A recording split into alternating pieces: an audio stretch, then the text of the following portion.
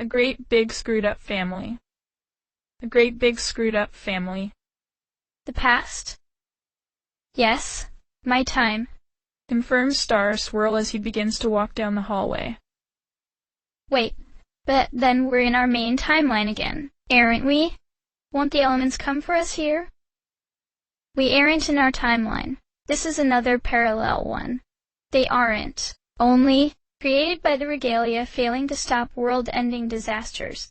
Nothing we do here should affect the future, which is one of the many useful properties of alternate timelines. Being outside our own should buy us at least a couple of hours. What's this one from, then? I ask. I made it. I got the idea when an alternate universe counterpart of me popped in to take my version of a sweater he had lost. So I did the same. While it isn't technically ours, it's practically identical. You made an entire universe to replace a single sweater. Well, it was that or tell Luna I'd lost a gift she gave me for hearth's warming. Easy choice, from where I'm sitting. So why are we here? Because I need a few things, like most importantly, a nap. The fundamental forces underpinning the universe are hunting us down, and you want to take a nap? How old did you get while I was away? Star Swirl doesn't get a chance to dignify that with an answer before he stumbles over a lump in the carpet and falls. I only just managed to catch him in my magic and put him back up on his hooves. His legs continue to tremble well past when they should have stopped. When I realize that, I quickly regret what I just said. Hey, I'm sorry. You lost a lot of blood, and then transported us across alternate timelines twice. I guess I should cut you some slack. I'm glad you at least know how clueless and insensitive you are, he says. His knees are still wavering, so wordlessly I lean in to support him. I feel the shaking muscles along his barrel begin to relax as I do. Wow, you kept the halls cold back in the day. Mind if I use you for some warmth? He turns his head to me, the look in his eyes all the thanks I need. Yeah, that would be fine. We continue on like that, until we come to ornately carved double doors in a spot I don't remember there being any in my time. My study and office. No pony else besides me can even open these doors, says Star Swirl. His horn glows and the doors creak open. Inside the study is what I recognize as an eternally burning fireplace, lighting up a fantastic office. Bookshelves line every wall all the way up to the ceiling, with just a few strips of green wallpaper so dark it might easily be mistaken for black between them. In one corner is a desk covered by haphazardly scattered papers that cover every bit of its surface. None of that can distract me from the young, dark blue unicorn mare standing frozen in the middle of the room, staring guiltily towards us with a hip flask in her mouth. For a long moment none of us say anything while the light of the fire dances in the mare's mane, pitch black, but riddled with speckles of gray throughout. Father? She finally asks.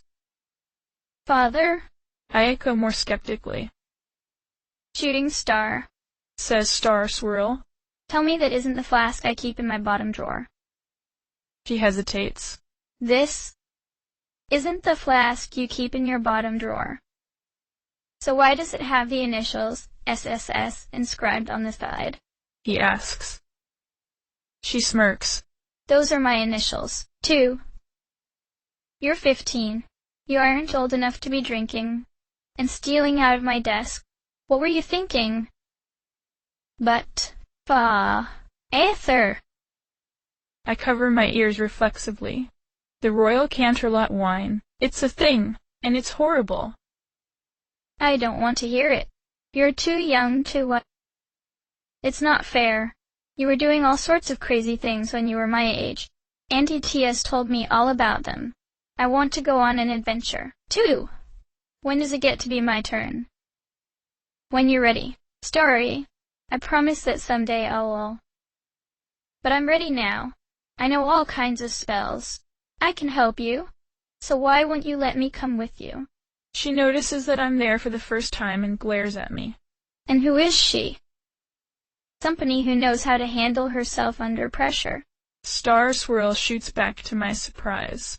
That might be the nicest thing he's ever said about me. Shooting Star narrows her eyes even further. Well, I hate her. So clearly this relationship is off to a phenomenal start. Mother! Shooting Star yells, breaking out that voice again. Father's back from the future, and he brought back another one of his floozies. Hey! I protest, but it's no good. Shooting Star begins to storm out of the room. Drop the flask, says Star Swirl. Shooting Star turns to glare at us, and spits the hip flask down at his hooves before marching out of the room. I'm sorry about that, Twilight. My daughter can be completely insufferable at times. She probably gets that from her mother. I hold my tongue, with great effort. Anyway, he continues, just let me do the talking. Luna can be difficult too. I know that. I say. I've dealt with Luna before. You've dealt with your Luna before. Before I can ask him to clarify what he means by that door, on the other side of the room is slammed open, and in walks a huge, black alicorn I don't immediately recognize. Maybe if Nightmare Moon ditched her armor, she would look like this. Rather than being a head shorter than Celestia, this pony is just as tall and well-proportioned. I have to shake my head to stop gazing into the mane that shimmers with a perfect display of the cosmos. I'm not even sure it isn't actually a real-time display of them. Luna? I ask before I can think better of it. That's Princess Luna to you, peon. She replies. Who says you never get a second chance to botch a first impression? She turns to Star Swirl, but then does a double take back at me. Why do we recognize you? We cannot recall meeting you. I frown. There's no reason she should know me at this point. I'm not important. Don't worry, I'm not here to steal Star Swirl from you, in any way. As if you could compete with the divine, says Luna. You are correct. You are indeed unimportant. She turns her attention back to Star Swirl. Another adventuring companion of yours? I suppose she's not the least attractive one you've ever brought back. Hey, nothing like that is. I try to protest. We are well aware that he is uninterested in you in that fashion. Now hush until you are spoken to, says Luna, cutting me off. She resumes her conversation with Star Swirl. More impudent than most of them, though. You certainly have a type. Listen, lunatic. Sweet talk will not help you. Are you aware what time you've returned to? Not exactly, admits Star Swirl. The return spell I used is only accurate to within a few days. Is that the reason you're offering for skipping our anniversary? She bellows. I changed my mind. I'm perfectly happy to be ignored for the duration of this conversation. Oh, Lou, I'm so sorry. It was an accident. I'll just use another spell to go back again and... That is not the point. It is not just that you are absent, but rather that you forgot in the first place. Not everything can be mended with time travel. Luna huffs. I hope you at least plan to make it up to me on this night. Actually, I can't stay long. I just came here to grab a nap and a few supplies, and then I'll be off again. I wish I could explain, but... Knowledge of the future. I grow weary of that being your excuse whenever you do not wish to tell me anything about where you keep disappearing to, or why you're so curious about my regalia, says Luna. Her anger tempers away as I watch. I just miss you, Star Swirl. We see each other too rarely these nights. Shooting Star misses you as well. She's growing up so fast, and I have so few decades to spend with both of you. I wish to make the most of them while I can. I bite my lip. For all I know, neither of them are ever going to see each other again after this. When, exactly, did Star Swirl vanish anyway? I wish I'd thought to ask. I promise I'll make it up to you, lunatic. Just not right now. See that you do, says Luna as she turns to go. She looks over at me again. Forgive me for not asking your name. It does not seem worth my time to bother remembering it. What am I supposed to say to that? After she's left, Star Swirl's horn glows and a trunk emerges from a closet that was hidden away behind one of the bookshelves. From around the room, assorted odds and ends glow and slide inside. Tents, sleeping bags, boxes whose labels identify their contents as food, and everything else one would need for a long trip. As the trunk slams shut, a nearby couch pulls out into a cot. Do me a favor, Twilight, and wake me up in about an hour. We'll want to get moving. Sure. I settle into a nearby chair and he pulls the covers over himself, and before long he's out cold. There's nothing for me to do but watch the fire dancing hypnotically in the fireplace, until my eyelids start to get heavy too. Twilight, wake up. My eyes jump open. Wah! You were supposed to wake me up after an hour. It's been 2. We need to hurry before the elements track us down. Let's go, says Star Swirl.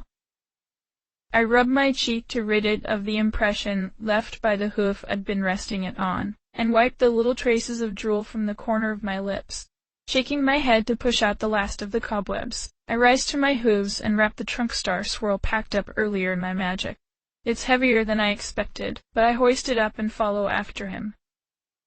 Luna is out in the hallway waiting for us. She's knocking on a nearby door. Shooting Star, come out and say goodbye to your father before he goes. The door doesn't open. Young filly, I will not tolerate you sealing yourself up in your room away from other ponies just because you are upset about him leaving. Such conduct is unbecoming and pitiful. Still nothing. It's fine, Luna, says Star Swirl, stepping over to nuzzle her cheek. I wish I could stay until she comes around, but I have to go. I'll bring something back for her. Very well. Take care, Star Swirl, and be safe. I plan to hold you to your promise to make things up to us the next time we see you, says Luna, returning the nuzzle. Goodbye to you as well, other pony. It is unlikely we'll meet again, but do try to keep my husband from doing anything exceptionally foolish. Goodbye, Luna, I say. Again, it is Princess Luna. I will overlook the slight on this occasion, but do not address me improperly again. You would not enjoy the experience of falling out of my favor. I just nod. I can't say she's wrong about that.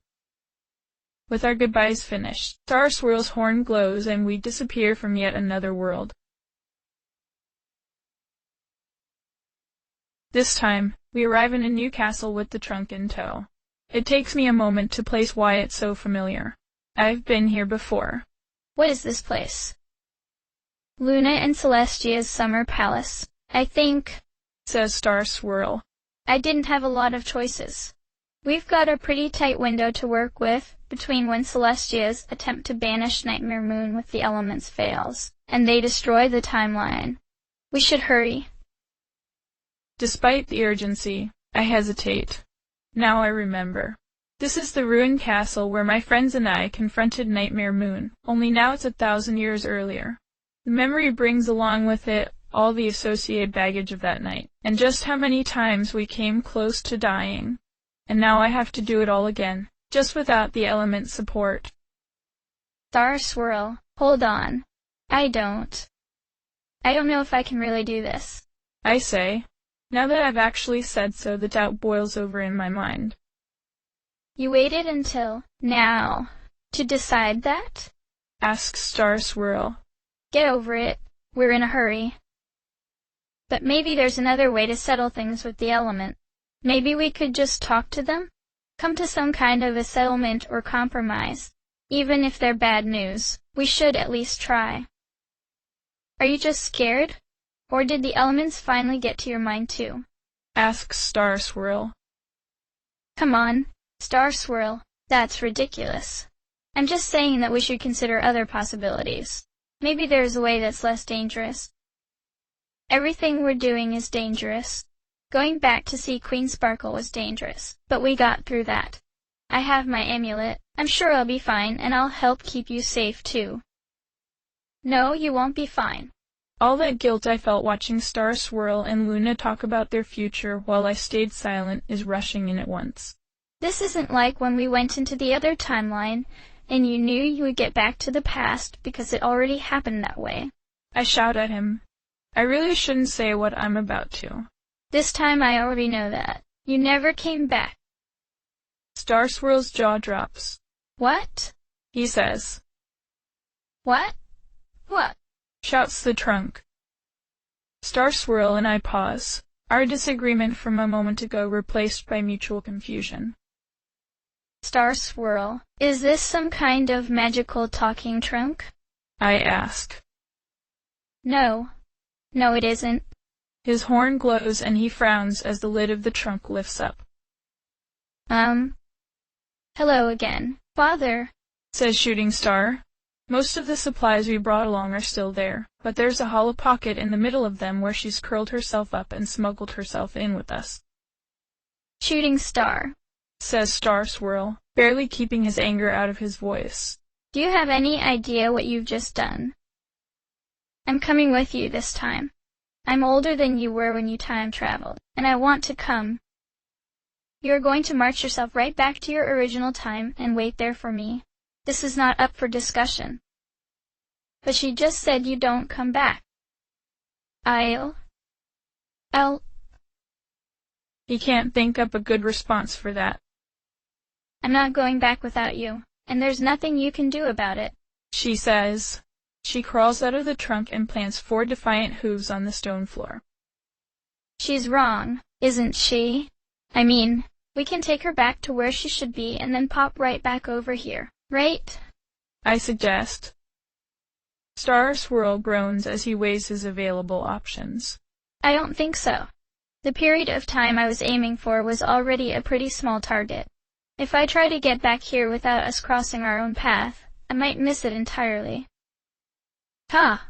Then you have to let me stay, says Shooting Star with a triumphant laugh. Her smug grin disappears when she sees the look Star Swirl is glaring at her with. Maybe I could just hide in a broom closet or something, though, and risk leaving you stranded here when the elements explode. I don't think so. You are not to step hoof out of my sight. Do I make myself clear? Oh, Father, thank you. Thank you, thank you. You're the best, shouts Shooting Star as she rushes over to hug him. He sighs. This is a side of your mother I was hoping you would never have to see. Mother came too, but I heard you saying goodbye to her before we left. I interject. Should we really be telling her this? Might as well at this point. If she insists on being treated like an adult, I see no reason to protect her from it anymore, replies Star Swirl. He hugs Shooting Star back, and after a long squeeze lowers her to the ground and sets a hoof on her shoulder as his face grows somber. Shooting Star. A long time after we were both gone, Luna became a very unhappy pony. She did something really terrible, something that once you return home, you can never, ever tell her about. Are you absolutely certain you want to know about it? Yeah. I want to know, says Shooting Star. She tries to steel herself and say it forcefully, but the tiny waver in her voice makes how scared she is perfectly clear. Very well. She tried to kill Antia and make the night time eternal. We're in the timeline where Celestia couldn't stop her. Shooting Star takes a shaken step back and sinks down to her knees at the revelation, shock painted all across her face. No. You're lying to me, so I'll agree to go back with you. Mommy wouldn't ever. Her voice trails off when she sees the absolutely serious way Star Swirl is watching her. From down at the end of the hall, there's a loud crash behind the throne room doors. The hallway trembles, and a vase on a nearby pedestal topples over and smashes itself to pieces against the ground. Star Swirl nods towards the door. Come see for yourself. He begins to walk away, but Shooting Star stays frozen to the spot. I don't. I think I want you to take me home now, says Shooting Star. She's trembling. Tough. You should have thought of that before you snuck along.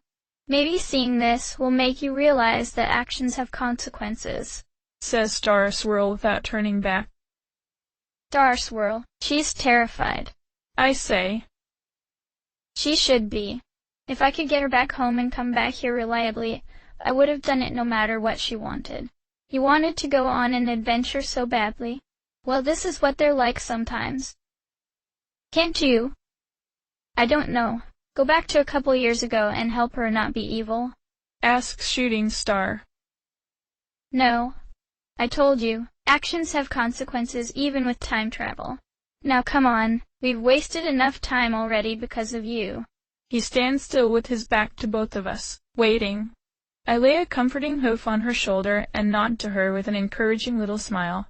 With a gulp, she takes a hesitant little step, then another, and soon she's following along behind him, and Star Swirl starts to trot down the hallway again, still not looking back at his daughter. I scowl and canter a few steps to pass him with the intent of quietly reading him the right act, but when I actually get there, my plans change in a heartbeat. The look on Star Swirl's face is one of unbridled pain and fear. He is staring desperately forward and taking slow, measured breaths through his open mouth. I know the early stages of a panic attack when I see one. When I pass by him, he casts a pleading look at me. Of my two companions, Shooting Star is the less terrified of what might happen on this trip.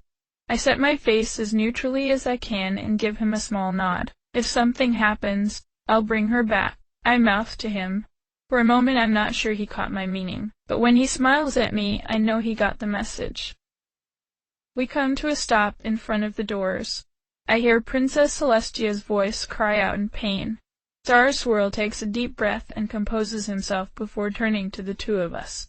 All right, let me lay down some ground rules. I don't know to just what extent she's going to remember Shooting Star or I, or if she does remember much, whether she'll even care. Twilight, if I tell you to run, you take Shooting Star and book it back down the way we just came. If you get to where we came in the trail from our entry into this timeline, should be fresh enough for you to trace it back to that alternate past we just left. I nod, but Shooting Star has to ask the question I already know the implicit answer to.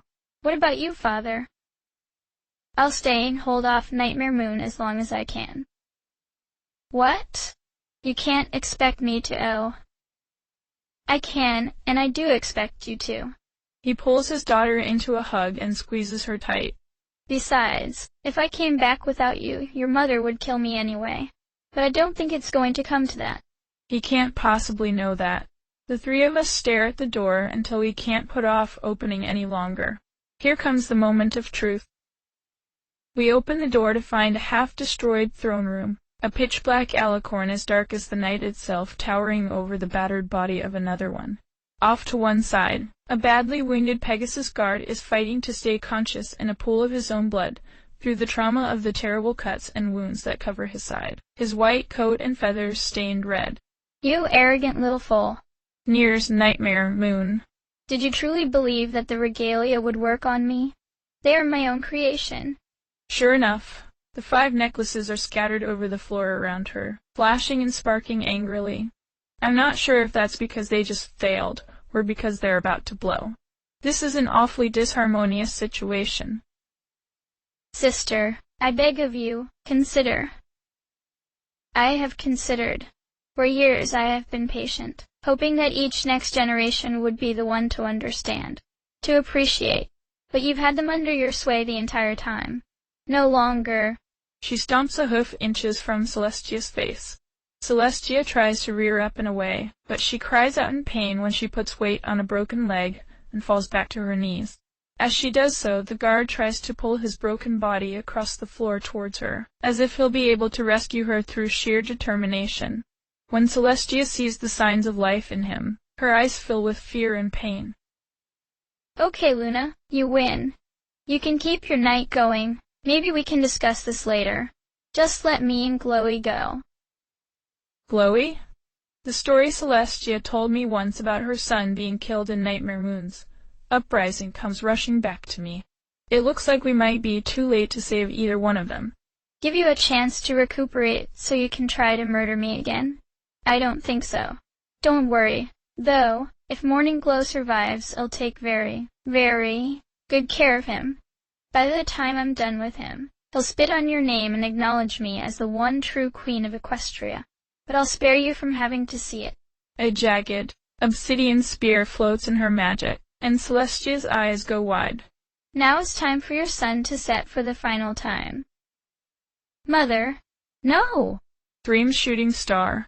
The three ponies all turn to look at us at the same time. Well, this is interesting, says Nightmare Moon. She pauses a moment longer, then thrusts the spear deep into Celestia's chest and leaves it there, blood welling up around the mortal wound as she turns back to us.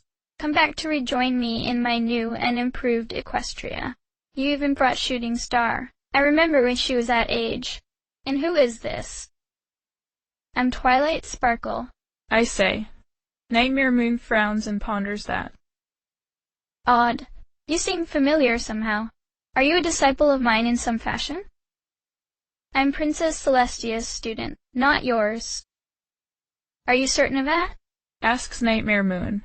She gestures down at the gasping princess, who's trying to slowly pull herself over to Morning Glow, idly watching her struggle. I think you'll find that class has been dismissed permanently. And you, Star Swirl, don't tell me you've come to try to stop me too. I've been your widow before, and I will not hesitate to become so again. No, I don't intend to fight you. In fact, we need your help. Your regalia is endangering all of Equestria across all sorts of timelines, including ours. In fact, this timeline only exists because Celestia banished you to the moon successfully a moment ago in ours. Is that what you intended for me, sister? Eliminate the competition without compromising your own self-righteousness? Perhaps we are less different than I believe. Nightmare Moon lashes out with a kick that catches Celestia in her side, knocking the breath from her. She hacks and coughs, bloody sputum landing on the floor in front of her. But she ignores Nightmare Moon and continues to push herself ahead bit by bit as Shooting Star looks unfrozen in horror. Well, I see no reason to care about your timeline. I suppose I should thank my regalia for giving me this one to rule over instead. You might want to hold off on that. Look at what they're doing now. All eyes in the room turn to the regalia laid out on the floor, which has started to grow worse. The stone floor is beginning to warp and crack as power leaches into it. Nightmare Moon frowns and reaches out to touch them, only to pull her hoof back when a bolt of angry magic stings her. What is happening? Stop this display at once. She commands to no avail. We can't stop it. Not here. You can either die the ruler of a doomed Equestria or come with us to help save an alternate one, says Star Swirl. Nightmare looks back and forth between the regalia and her mortally wounded sister before she lets out a scream of rage at having her conquest snatched away from her at the last moment. A blast of dark magic from her horn destroys the throne she'd been hoping to claim as her own. After a moment's venting, she stands down again, and her voice changes in an instant to an icy calm tone. Then I suppose I have little choice. Very well. I take at least some satisfaction in knowing that if I cannot have it, Equestria will be wreathed in flame and darkness. She looks over to me again, and all of a sudden recognition flashes over her face. Wait, you said Twilight Sparkle? This is driving me nuts. How do Luna and Nightmare Moon seem to know me hundreds upon hundreds of years before I was even born? Yes. Why? She turns to Star Swirl. The Twilight Sparkle you had nightmares about? I turn to him too, confused. Why would he have nightmares about me after he got back from my present? The only thing I could see him having them from would be the other timeline where that other me was. Holding Luna. So she could. Oh, Buck my life. I think there may be a slight misunderstanding. That wasn't me, exactly. I mean, it kind of was, but I've never done that to you in any time. All the times we had sex were totally consensual, I swear. You slept with my mother. Cries Shooting Star. No. Well, yes, but it's okay. You and your father were both dead. How is that at all better? Come now, Shooting Star, don't be so squeamish about such things, says Nightmare Moon. Obviously this is a mare with potential for great darkness and power. Why would I not take such a lover? What a shame you became Celestia's student rather than mine. I could have made you something great. I grimace. I think I would have preferred her to hate me. Glowy? Celestia's voice pulls our focus back to more important things. She's reached Morning Glow and is cradling him against herself, a long bloody trail marking the path she took across the room. Morning Glow's eyes flutter open. Mom? I'm sorry. I wasn't strong enough to protect you from her. Don't speak of her that way, Morning Glow. She is still my sister, and I still love her just as much as I love you, says Celestia. Nightmare Moon sneers. I guess it's not going to matter in a few minutes, says Morning Glow, bitterly aware of the severity of his injuries. It will matter a great deal, insists Celestia. You're going with them. What? Asks Morning Glow, Nightmare Moon, and Star Swirl all at the same time. Please, sister, you just said you would look after him. This isn't a plan, or a trick. I just want him to be okay. He's your nephew. He is dead. His body simply has not realized it yet, says Nightmare Moon. Celestia smiles, radiant even as she's fading away. I've survived 8 of my children, a trend I'm happy to bring to an end. Goodbye, sister. I forgive you. Morning Glow. I love you so very, very much, and I always will. I have one last thing to give to you. Celestia's horn sparkles and a light begins to glow in her chest. The light builds until it swallows up the ugly blackness of the spear, and bright little pinpricks appear all over Morning Glow. They dance between his wounds, sealing them back up. Mom, what are you doing? Stop it, says Morning Glow with strength returning to his voice. If Celestia hears him, she gives no sign of it. Her smile hasn't faded in the least, even as the life leaves her eyes. I love you, is the last thing she whispers before the light grows to be too much to see through and I have to shield my eyes. When it fades again, Morning Glow is standing and looking down at the corpse of his mother, still covered in blood and wearing ruined armor but his body made whole once more. He looks up at Nightmare Moon, and lets out a scream of rage every bit a match for one of her own. Yanking the spear out of Celestia's chest, he charges at Nightmare Moon. She moves to meet him, but I'm quicker at wrapping him up in my magic and holding him in place. Stop it, Morning Glow. We need her, I command. She killed her. She killed Celestia. She killed my mother. I'm going to kill her. I swear on my mother's memory that I'm going to kill you. Aunt Luna. She leans down so she's right in his face. You're welcome to try. If you value my sister's gifts so little, you would throw it away in such a hopeless attempt. Both of you, stop it. Look at the regalia. Indeed, the display they're putting on is growing worse. Power crackles in the air, and one rogue arc strikes a curtain which bursts into purple flames. We need to leave, says Star Swirl. Hurry. The 5 of us all make a run for it. Well, 4 of us run and Morning Glow is dragged along in my magic, kicking and screaming. I can see the sharp shadows cast in front of us by an intense brightness behind, but I don't look back. Finally we get close enough to where we came that Star Swirl's horn starts to glow, and we're whisked away, just as another wall of horrible shiny death consumes the castle behind us. We reappear, panting. Back in the cavern, I found Star Swirl and originally. Don't let the sunlight touch you, he reminds me, and our 3 new companions.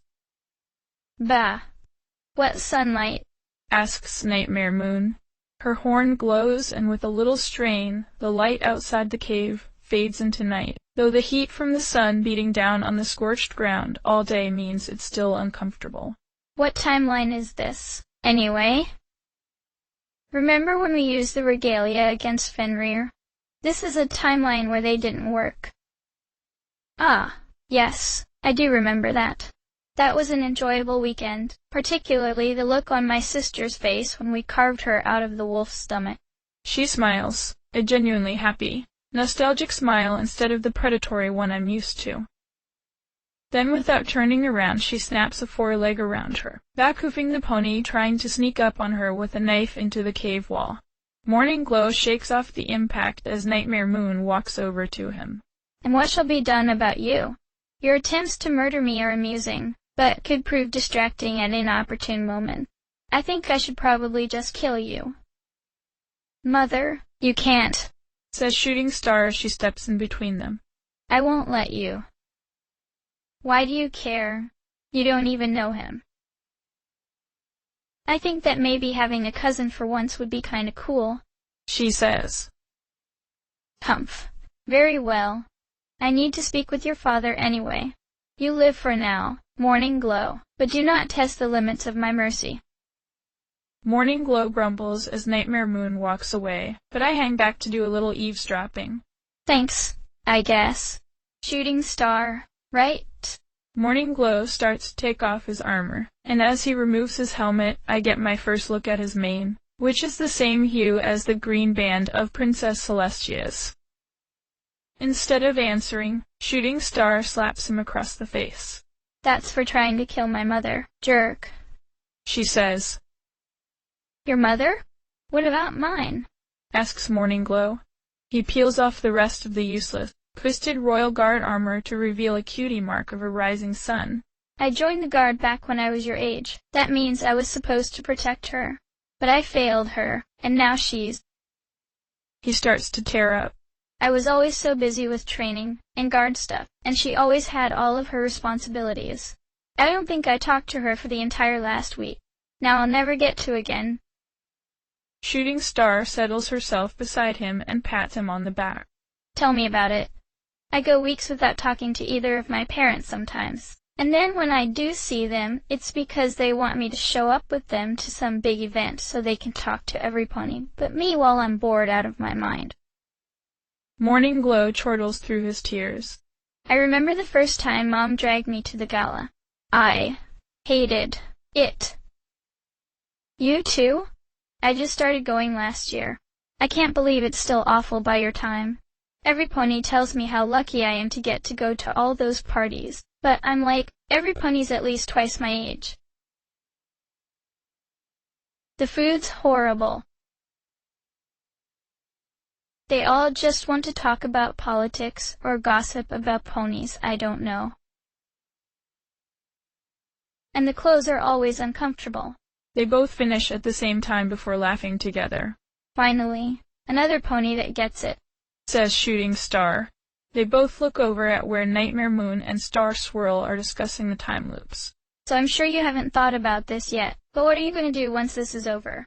Your world just kind of blew up. Yeah, he answers, then falls quiet for a long time. I guess find another one to live in. Get out of Canterlot, that's for sure. Maybe strike out my own. I don't care what Luna says. I'm not sticking around with her, after what she did. You could come back to my time, suggests Shooting Star. You'd even be able to see Auntie Tia again. That isn't a very good idea, I say, jumping into the conversation. First of all, you'd be sending back a ton of information about your future along with you, so you're changing a lot. Bad enough when Star Swirl went back with a couple weeks' worth of knowledge about my time, and he knew exactly how to avoid letting it influence things. Plus, even though you would remember Celestia as your mom, she wouldn't know you. No pony cares what you think, Twilight Buzzkill, says Shooting Star. They're both glaring at me. Obviously Morning Glow isn't quite ready to forgive my grabbing him in my magic a few minutes ago. I don't seem to be making many friends on this trip. The awkward moment that descends over us is broken by the last thing I expected to ever hear coming from Nightmare Moon. Namely, high-pitched giggling. Eee! Stop that, Star Swirl. I forbid you to hee. So you're definitely still ticklish in the same spots despite the transformation, he says. We look over to them. Star Swirl's horn glows and he's grinning as a cloud of magic darts around Nightmare Moon's underbelly. As we watch, she leans too far back and falls over onto her back, rolling and squirming helplessly against the assault. Shooting Star buries her face in her hooves and shakes her head. Ugh! My parents are both such dorks. Nightmare Moon doubles over, clutching her side. You stop that right this second. Ha! This isn't funny. Ha ha. Really? Then why are you laughing? I'm serious, Star Swirl. What you gonna do about it? Star Swirl's amulet flashes, and the amusement on his face changes into shock as his magic disappears. Okay, I'll stop. While we wait for the amulet to recharge, we break out some of the rations Star Swirl packed and discuss strategy. Although she won the battle, Nightmare Moon is still a little worse for the wear from fighting Celestia. She'll need some time to recover, so we all agree she should sit out the encounter with Discord and save her strength for Canterlot. Besides, that way Mother can stay back here with me in Morning Glow, while you two go to this other time. Oh no, you're going home, Starry. What? And leave Mother and Morning Glow alone with one another? You really think that's a good idea? I'm not going back, so you can just vanish forever. We'll wait here where it's safe, and if you don't come back by a certain time, Nightmare Moon can send me back home, says Shooting Star. That is within my capabilities, agrees Nightmare Moon. I guess it isn't the worst compromise, I point out. Morning Glow looks around at the three mares arrayed against Star Swirl, takes a big bite of an energy bar, and shrugs. With a sigh, Star Swirl relents. Fine, 24 hours and not 1 minute more. And don't try to stick around the timeline after you drop her off. We already have a Luna. An obnoxious jerk of a Luna, I mutter under my breath. Nightmare Moon's smoky black mane reaches over and strokes the underside of Star Swirl's chin. Oh, and is there nothing you can think to do with two of me? Shooting Star blushes and chokes on her food. You guys, I'm eating. Stop being gross. Her parents share a laugh at her discomfort. Soon, Star Swirl pronounces his amulet fully recharged and we pack up our things. So, I assume you're going to do the talking this next time. I've never met Discord, says Star Swirl. I don't have a plan, beyond an appeal to his self-interest. It feels weird to say that, but plans have a way of disintegrating around the physical embodiment of chaos. Just be ready for anything, I say. I'm not even close, but my horn glows and we're off again in a flash. End of chapter.